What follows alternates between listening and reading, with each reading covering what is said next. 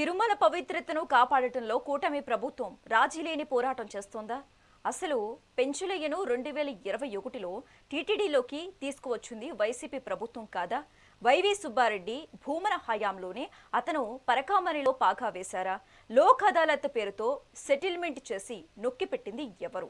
100 కోట్లు మాయమైతే కేవలం 9 నోట్లు మాత్రమే దొరికాయని రికార్డులో చూపించింది దొంగలను కాపాడింది ఎవరు?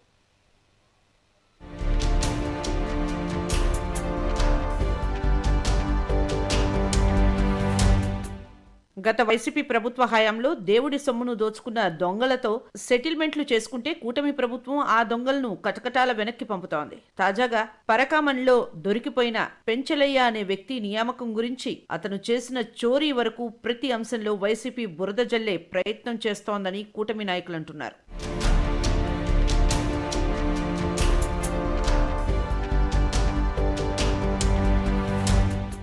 తిరుమల పరకామణిలో చోరీకి ప్రయత్నించి అడ్డంగా దొరికిపోయిన పెంచలయ్య వ్యవహారంలో వైసీపీ ఆడుతున్న డ్రామాలు అన్నీ ఇన్ని కావనే విమర్శలు వినిపిస్తున్నాయి. తన తప్పును కప్పిపుచ్చుకోవడానికి కూటమి ప్రభుత్వంపై విషం చిమ్ముతోందని టీడీపీ శ్రేణులు అంటున్నాయి. అసలు ఎవరి పెంచలయ్య అనే విషయానికి వస్తే, ఈయన నియామకం జరిగింది 2021లో, అంటే జగన్ ముఖ్యమంత్రిగా వైవి సుబ్బారెడ్డి టీటీడీ చైర్మన్ గా ఉన్న సమయంలో. ఆ తర్వాత భూమన కరుణాకర్ రెడ్డి హయాంలో మళ్లీ ఇతనికి పీఠం వేశారు. అంటే పెంచలయ్య పక్కా వైసీపీ మనిషి అని స్పష్టమవుతోంది.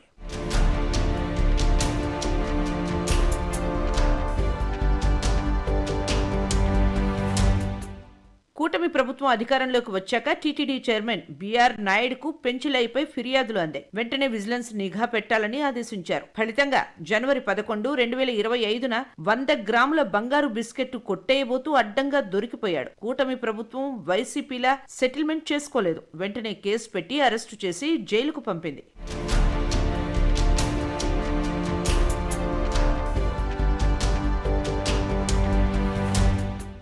గత వైసీపీ హయాంలో పరిస్థితి దారుణం. 112 కోట్లు చోరీ జరిగితే కేవలం 9 కోట్లు మాత్రమే సీజ్ చేసినట్లు చూపించి చేతులు దులుపుకున్నారు. కోట్ల రూపాయల చోరీని లోక్ అదాలత్ పేరుతో సెటిల్మెంట్ చేసి నిందితులను ఒక్క రోజు కూడా జైలుకు వెళ్లకుండా కాపాడిన చరిత్ర వైసీపీదని కూటమి నాయకులు మండిపడుతున్నారు. కల్తీ నెయ్యి నుంచి నకిలీ పట్టు వస్త్రాల వరకు తిరుమలలో జరిగిన ప్రతి కుంభకోణం వెనక ఉన్నది భూమన కరుణాకర్ రెడ్డి అని కూటమి నేతలు మండిపడుతున్నారు. దొంగే దొంగ అని అరిచినట్లుగా తప్పు చేసిన తమ మనిషి దొరికిపోతే దాన్ని పట్టుకున్న ప్రభుత్వంపైనే వైసీపీ విమర్శలు చేయడం సిగ్గుచేటు.